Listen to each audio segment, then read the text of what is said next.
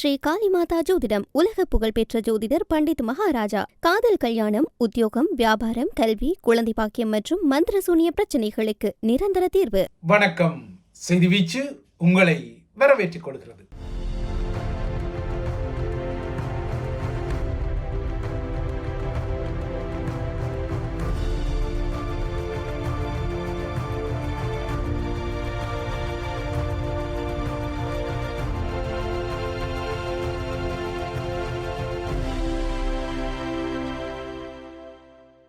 இலங்கையில் அவலமான செய்திகள் மற்றும் தமிழ் மக்களை அச்சுறுத்தும் செய்திகள் இல்லாமல் பொழுது விடியாதது போல இருக்கின்றது. அந்த வகையில் தொடர்ந்தும் இவ்வாறான செய்திகள், தமிழ் மக்களை அச்சுறுத்தும் செய்திகள் எல்லாம் தினசரி வரத்தான் செய்கின்றன. இதே போலவே இலங்கையில் அவலமான செய்திகளும் நீட்சிப்படுத்தப்படுகின்றன. அந்த வகையில் நேற்று மாலை ஸ்ரீலங்காவின் ஹொரண அங்குருடோட்டா பகுதியில் உள்ள முதியோர் இல்லத்தில் ஏற்பட்ட பெரும் தீயில் இதுவரை 11 பேர் பலியாகியுள்ளனர். பலியானவர்களின் எண்ணிக்கை மேலும் உயரும் என்ற அச்சத்தை ஏற்படுத்தும் வகையில் சிலர் இந்த சம்பவத்தில் காணாமல் போயுள்ளதாகவும் அறிவிக்கப்பட்டுள்ளது. இந்த சம்பவத்தில் காயமடைந்த 7 பேர் மருத்துவமனை சிகிச்சையில் உள்ளனர். தீ விபத்து ஏற்பட்ட போது இந்த முதியோர் இல்லத்தில் 72 பேர் இருந்த நிலையில் அவர்களின் 44 பேர் எந்தவித காயங்களும் இன்றி மீட்கப்பட்டுள்ளதாகவும் அறிவிக்கப்பட்டுள்ளது. கடந்த சில மாதங்களுக்கு முன்னர் தித்வா சூறாவளி இலங்கையை தாக்கி கொண்ட போது அங்கு ஏற்பட்ட நிலச்சரிவு மற்றும் காட்டாற்று வெள்ளத்திலும் ஒரு முதியோர் இல்லம் சிக்கிய அவலம் இடம்பெற்ற நிலையில் இப்போது மீண்டும் தென்பகுதியில் ஒரு மூதாளர் இல்லத்தில் கொடிய தீ விபத்து ஏற்பட்டு உயிர் பலிகள் ஏற்பட்டுள்ளன. இந்த தீ விபத்திற்கான காரணம் குறித்து ஸ்ரீலங்காவின் புலனாய்வாளர்கள் தமது விசாரணைகளை செய்து வரும் நிலையில் இன்று காலை அந்த இடத்திற்கு சென்ற நீதிபதியும் தனது தரப்பில் விசாரணைகளை நடத்தி வருகின்றார். நேற்று குவைத் விமான நிலையத்தை ஈரானின் ட்ரோன் ஒன்று தாக்கியதில் ஒரு இந்தியர் கொல்லப்பட்டு 60 பேர் காயமடைந்த நிலையில் அந்த காயமடைந்த 60 பேரில் இலங்கையைச் சேர்ந்த 3 பேர் அடங்கியுள்ளதான அவலச் செய்தியும் வந்தது. இலங்கையில் உள்ள தமது குடும்பங்களுக்கு நிதியை அனுப்பும் ஒரு பொறுப்புக்குரிய வகையில் குவைத் விமான நிலையத்தின் சுத்திகரிப்பு பணியில் ஈடுபட்டிருந்த 3 இலங்கையர்களே காயமடைந்திருக்கின்றனர். இந்த தாக்குதல்களை அடுத்து குவைத் தனது நாட்டிலிருந்து 2 ஈரானிய ராஜதந்திரிகளை வெளியேற்றும் அதிரடியான முடிவு ஒன்றை எடுத்துக்கொண்டாலும் இவ்வாறான நகர்வுகளால் அங்கு பணியாற்றும் சாமானிய இலங்கையருக்கு பலன்கள் ஏதும் வரப்போவதில்லை என்பதும் கசப்பான ஒரு யதார்த்தமாகின்றது. இதுபோலவே தமிழ் மக்களின் இளைய சமூகத்தில் பிரபலமாகி வரும் சொல்லிசை பாடல்களில் தமிழர்களின் வீரஞ்செறிந்த வரலாறு இளைய தலைமுறைக்கு நினைவூட்டப்படுவதால் எங்கே இந்த வரலாற்றில் ஜென்சி எனப்படும் தமிழர்களின் புதிய தலைமுறை விழுந்து விடுமோ, மீண்டும் அது தமிழர்களின் அரசியல் உரிமை போராட்டத்தில் ஆர்வம் கொண்டு விடுமோ என்ற அச்சத்திலும், அதேபோல அண்மைய நாட்களில் வேடன், வாகிசன் உட்பட்ட ஈழத்தமிழர்களின் தாயகம் மற்றும் புலம்பெயர் ரேப் பிரபலங்களின் ஒன்றிணைவு நிகழ்வுகளும் உற்று நோக்கப்பட்ட நிலையில் இந்த நகர்வுகள் ஸ்ரீலங்கா அதிகார மையத்தை கலவரப்படுத்துவது போல இருக்கின்றது. இந்த நிலையில்தான் இவற்றுக்கெல்லாம் ஒரு எச்சரிக்கையை வழங்கும் ஒரு கல்லில் சில மாங்காய்கள் என்ற நோக்கத்தின் அடிப்படையில் கிளிநொச்சியை சேர்ந்த சொல்லிசை கலைஞர் சங்கீத் என்ற ஒரு இளையவர் ஸ்ரீலங்காவின் பயங்கரவாத தடை சட்டத்தின் கீழ் தூக்கப்பட்டிருக்கின்றார். இது ஒரு அவலமான செய்தியாக இருக்கின்றது. டிக்டாக் எனப்படும் சமூக வலைத்தளத்தில் இவரது குரலில் சிங்கத்தின் குகைக்குள் சிறுநெறி என ஆரம்பிக்கும் ரேப் வரிகள், அதாவது சொல்லிசை வரிகள், செந்தமிழ் நாட்டின் உரிமை இழந்தோம் என சொல்லி செல்கின்றது. அதே போல எம்மண்ணை காத்தவரை என சொல்கின்றது, அதாவது மாவீரர்களை நினைவூட்டுகின்றது. ஒளியாக வாழ்பவர்களே என சொல்லிக் கொள்கின்றது. சீரிப்பாயும் அண்ணன் வழி என தலைவரை விழித்து சரிந்த வீடுகளும் இடிந்த வாழ்வும் என அந்த வரிகள் துயரப்படுகின்றன. இறுதியில் சுதந்திர தாயகமே ஒரு வழி என பாடிய இந்த பாடல் வைரல் எனப்படும் முன்னிலைக்கு சென்றதால் சிங்கள முகநூல் பக்கம் ஒன்று இந்த பாடலை சிங்களத்தில் மொழிபெயர்த்து ஸ்ரீலங்கா அதிகார மையத்துக்கு ஒரு வகையில் கோல் மூட்டலை செய்துவிட இப்போது விடுதலை புலிகள் அமைப்பை மீளுருவாக்கினார் என்ற குற்றத்தில் குறித்த சொல்லிசை பாடகர் ஸ்ரீலங்காவின் பயங்கரவாத தடை சட்டத்தின் அடிப்படையில் கைது செய்யப்பட்டு தடுத்து வைக்கப்பட்டுள்ளார். கடந்த மே 18 நிகழ்வுகளுக்கு பின்னர் தென்னிலங்கையின் சமூக வலைத்தளங்களில் தமிழர் உரிமை வெறுப்பு பரவ விடப்படுவதை காண முடிகின்றது. இந்த வெறுப்பின் பின்னணியில் தான் யாழ் பல்கலைக்கழகத்தில் வெசாக்கூடு கிளிப்பு போன்ற நூதன சம்பவங்கள் எல்லாம் நடந்தன. ஸ்ரீலங்காவின் பௌத்த தலைகள் எல்லாம் சிறார் பாலியல் முறைகேடுகளில் சிக்கி இந்த பௌத்த தலைகளின் முறைகேடுகள் தென்னிலங்கையில் ஒரு பெரும் விவாத பொருளாக உருமாறிய நிலையில்தான் இப்போது இவ்வாறான சொல்லிசை பாடகரை பயங்கரவாத தடை சட்டத்தில் தூக்குவது, இல்லையென்றால் யாழ் பல்கலைக்கழகத்தில் வெசாக்கூடு கிழிக்கப்பட்டதான சம்பவங்களை முன்னிலைப்படுத்துவது போன்ற நூதனமான சில சூட்சும நகர்வுகளும் நடக்கத்தான் செய்கின்றன. இலங்கையில் சில காணொளிகள் அண்மை காலமாகவே வைரல் எனப்படும் முன்னிலையில் சுற்றி சுழல்கின்றன. அந்த வகையில் வவனியா சிகத்தி பாதாளை எனப்படும் ஒரு காணொளியும் வெளியானது முன்னிலையில் நின்றது. சிங்களத்தில் சிகதி பாதாளய என்பதன் அர்த்தம் சிறார் பாதாள உலகம் அல்லது இளைய மாபியா என்பதாகும். அந்த வகையில் வவனியா இரட்டை பெரியகுளம் பகுதிக்கு அருகே உள்ளூர் சிங்கள 11 வயதுக்கார கும்பல் ஒன்று 2 மாணவர்களை கொடூரமாக தாக்குவதை காட்டும் காணொளி அண்மையில் வைரல் எனப்படும் முன்னிலையில் சுற்றி சுழன்றை அடுத்து 7 பாடசாலை மாணவர்கள் அதிரடியாக கைது செய்யப்பட்டுள்ளனர். 14 முதல் 17 வயதுக்கு உட்பட்ட இந்த மாணவர்கள் வவனியா நீதிமன்றத்தில் முன்னிலைப்படுத்தப்பட்ட பின்னர் அவர்கள் அனைவரும் கெப்பிட்டிகுலாவில் உள்ள சிறார் நன்னடத்தை மையத்திற்கு காவலில் அனுப்பப்பட்டனர். நீதிமன்றம் இந்த உத்தரவை பிறப்பித்தது.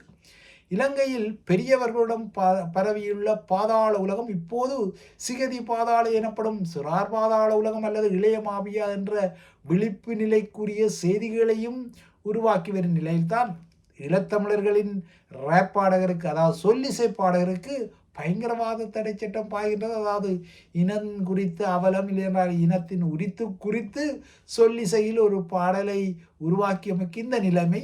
ஆனால் தென்பகுதியில் சிகிதி பாதாளை எனப்படும் இளைய மாபியா கும்பல்கள் எல்லாம் தலையெடுக்கின்றன. ஆகையால் அனுர அரசாங்கத்தின் நகர்வுகள் எவ்வாறு நகர்த்தப்படுகின்றது என்பதையும் இந்த உதாரணங்கள் ஆதாரப்படுத்துகின்றன. விடுதலை புலிகள் அமைப்பை மீளுருவாக்கம் செய்யும் வகையில் கிளிநொச்சி சங்கீத்தின் ராப்பாடல்கள் அமைந்ததாக வலிமையான புலிக்காய்ச்சல் பாணியில் குற்றச்சாட்டுக்கள் காவல்துறையால் முன்வைக்கப்பட்டுள்ளன. இதனையடுத்து தான் இந்த சொல்லிசை கலைஞருக்கு பயங்கரவாத சட்டத்தின் அடிப்படையில் நீதிமன்றம் தடுப்பு காவலை வழங்கியுள்ளது. ஸ்ரீலங்கா சட்டத்தின்படி மட்டுமல்ல, உலகில் எந்த மூலையில் தமிழர்களின் வீரம் குறித்த பாடல்களை பாடினாலும் அவ்வாறான பாடல் வரிகளை எழுதுபவர்கள், இல்லையென்றால் அதற்கு இசையமைப்பவர்கள், குரல் கொடுப்பவர்கள் எல்லாரையும் தண்டிக்கும் வரை தாம் ஓயப்போவதில்லை என தமிழ் வகையறா தொகையறாக்களின் குரல்களும் வடக்கிலிருந்து எழும்புகின்றன. அருண் சித்தார்த் போன்ற வகையறா தொகையறாக்கள் இதற்காக குரல் கொடுக்கின்றன.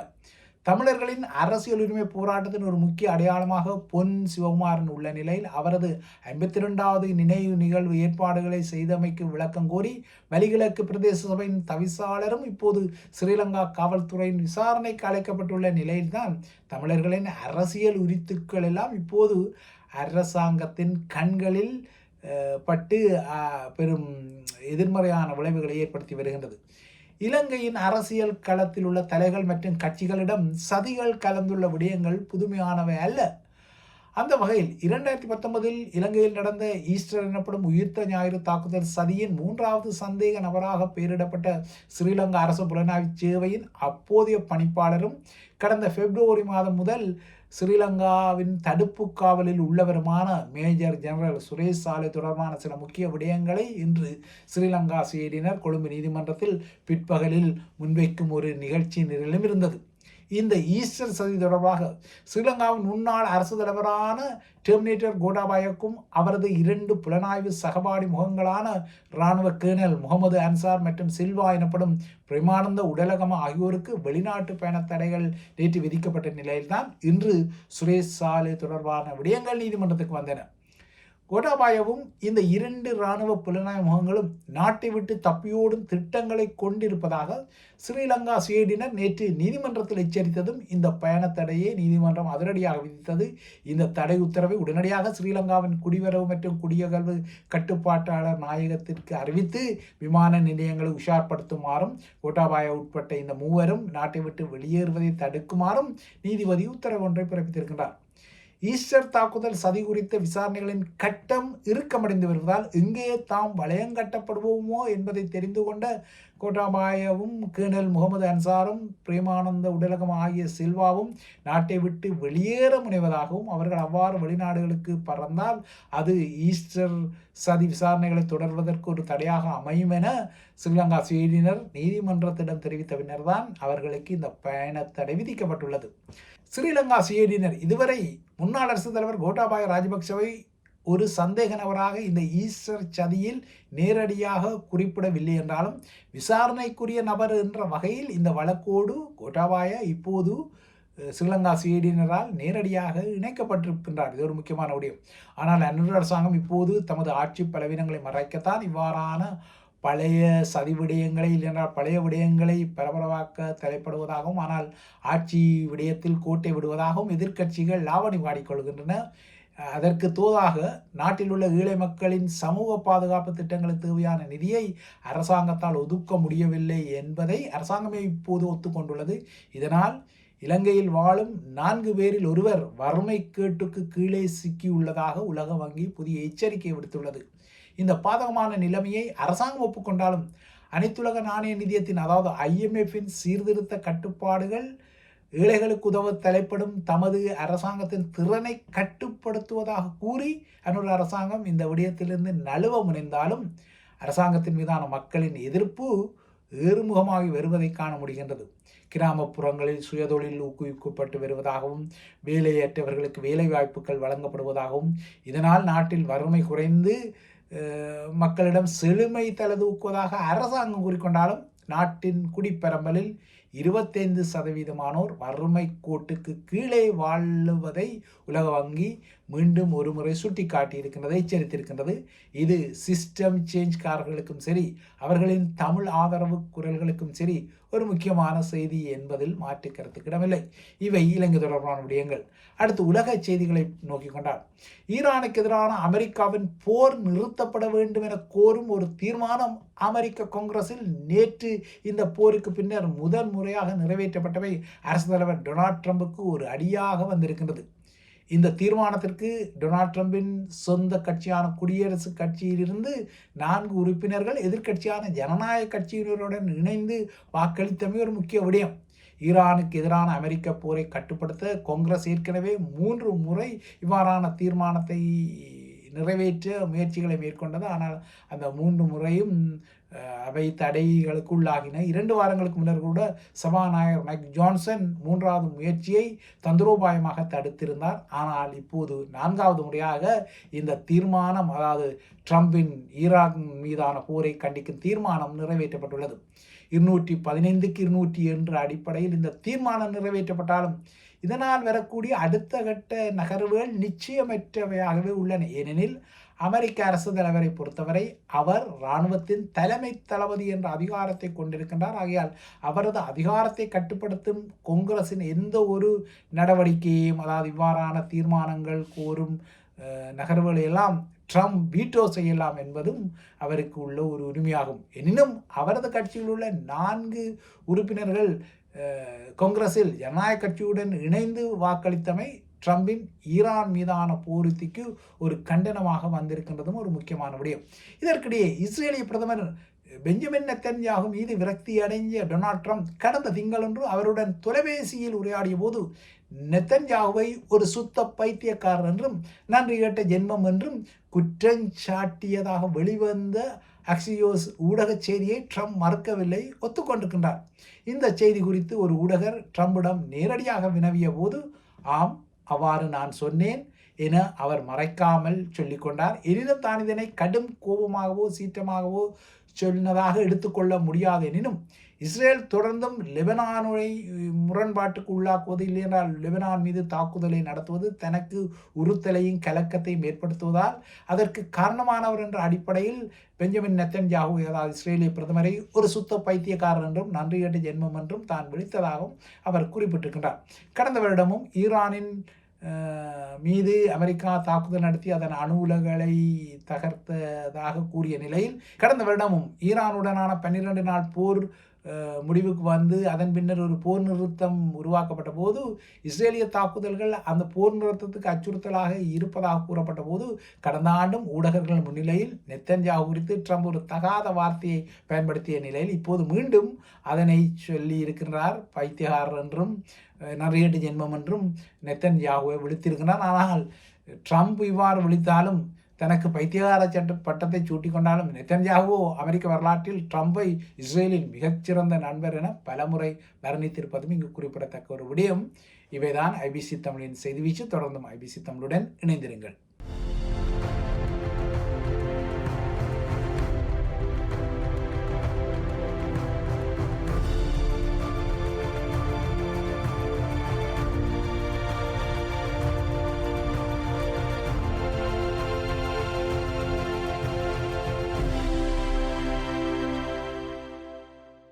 ஸ்ரீ காளிமாதா ஜோதிடம் உலக புகழ்பெற்ற ஜோதிடர் பண்டித் மகாராஜா. காதல், கல்யாணம், உத்தியோகம், வியாபாரம், கல்வி, குழந்தை பாக்கியம் மற்றும் மந்திர சூனிய பிரச்சனைகளுக்கு நிரந்தர தீர்வு.